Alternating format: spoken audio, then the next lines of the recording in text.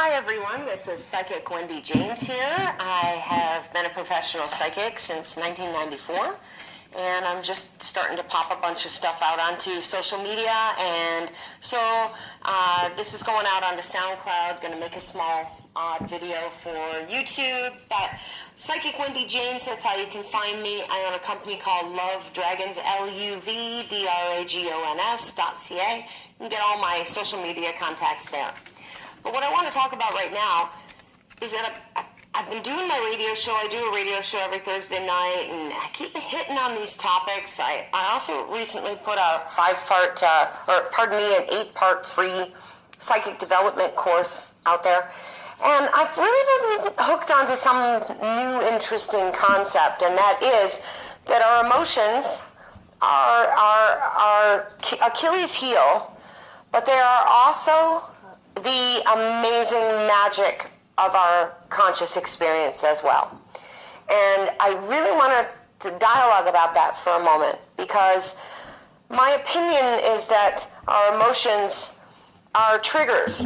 They're little triggers. They're little hotspots that give us psychically the ability to turn around and pay attention to something, or to take note of something. Within our emotions, we're downloading thousands and maybe millions of years, if you believe that life has been reincarnated many times over, of information. This is an evolving aspect of our human experience. This is emotions. So when we feel something, when we experience something, when we have the experience of something, that it's okay for us to acknowledge how that makes us feel, but to be able to pull back and then observe ourselves feeling, to be able to step further outside of the experience of those emotions, to then stop ourselves and say, I am acknowledging that I feel that. I'm now going to learn from that feeling to make decisions about where I want my life to go.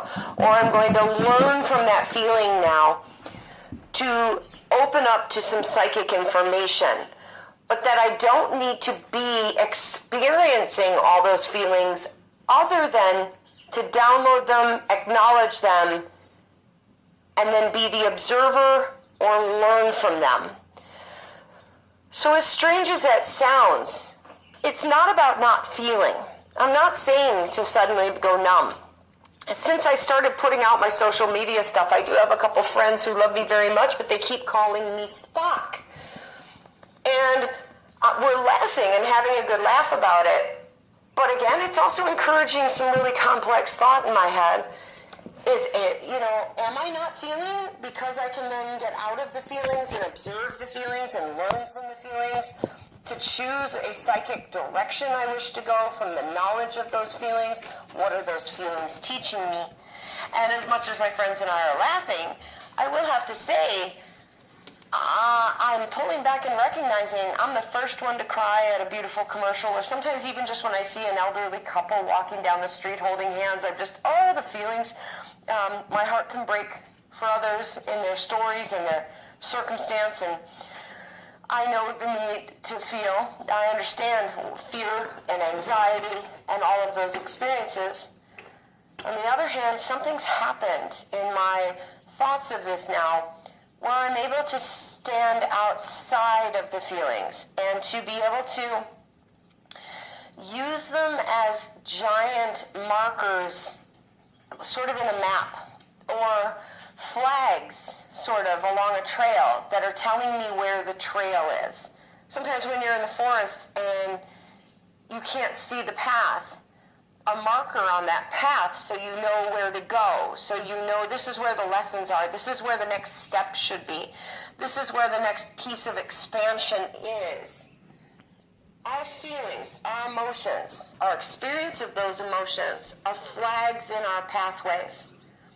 They're stopping us and slowing us down, or speeding us up, or catching us, for us to tune in, for us to pay attention, for us to understand it.